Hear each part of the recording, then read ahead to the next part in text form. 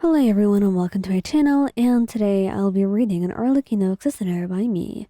So let's get into it. You're arguing with a low-ranking Fatui agent whose smug tone has been needling at you for the past 5 minutes. At this point, you don't even remember what the initial argument was about.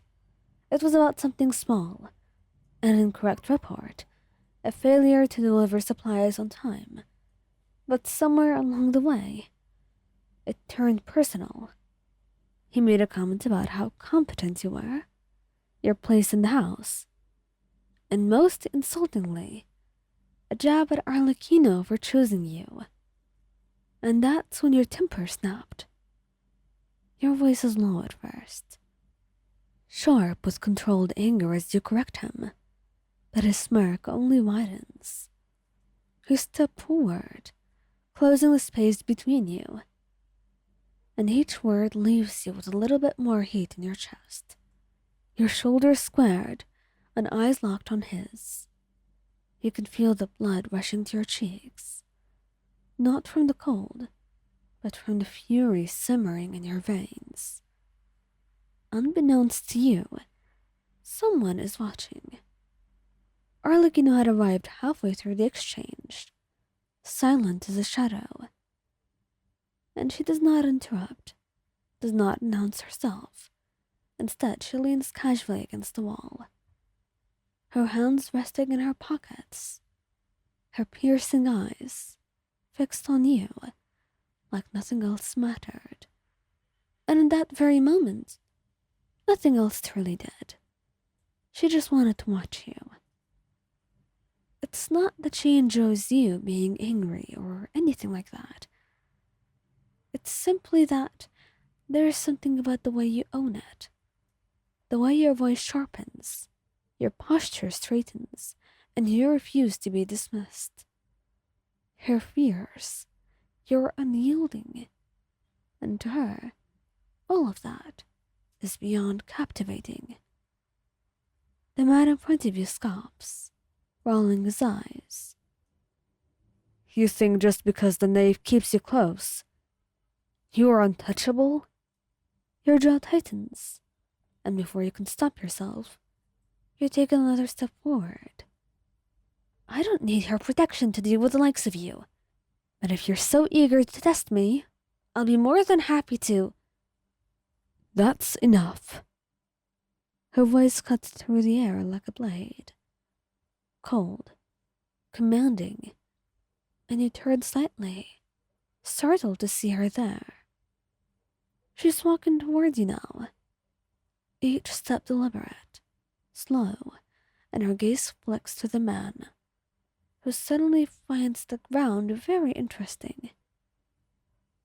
I wasn't aware my agents had the time to argue in courtyards, instead of completing their assignments, she says, her voice calm but loaded. Or that they thought it was wise to challenge those under my personal command.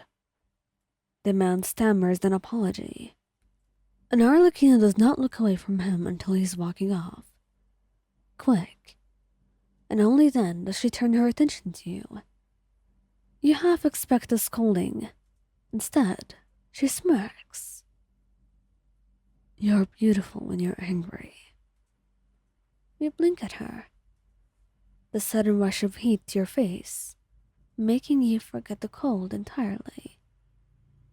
That's not the reaction I expected.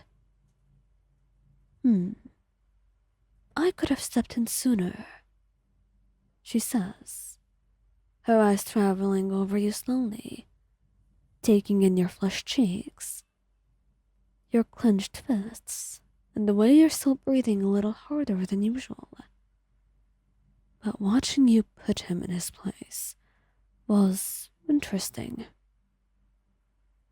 Your lips part in disbelief, a flustered sound caught in your throat. You just stood there and watched me fight with him?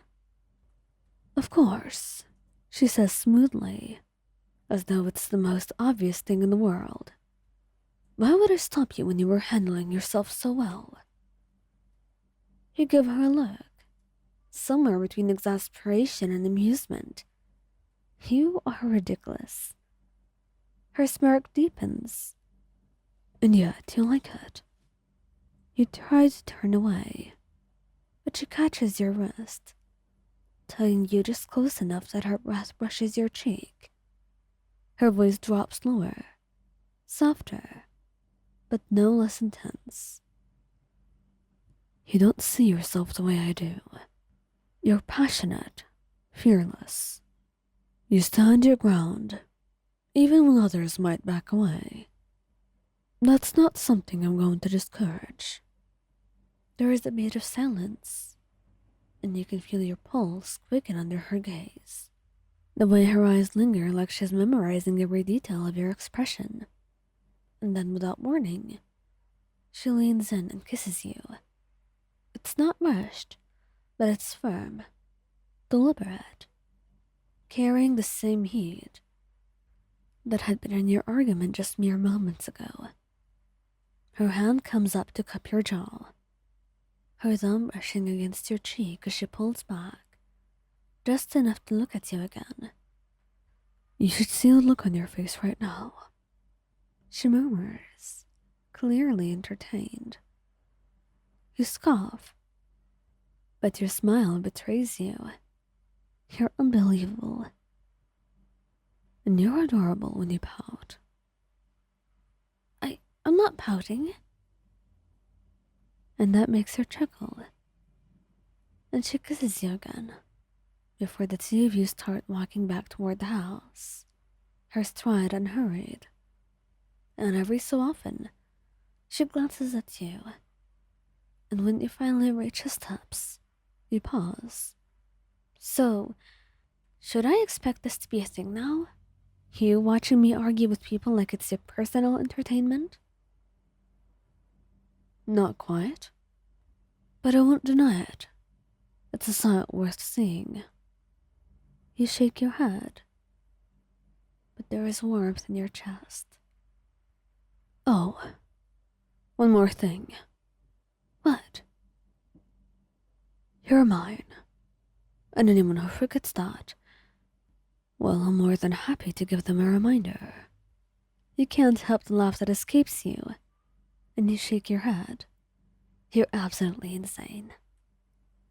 You've always known that. Yes, it's one of the things I love about you. And you weren't lying. It truly was one of those things.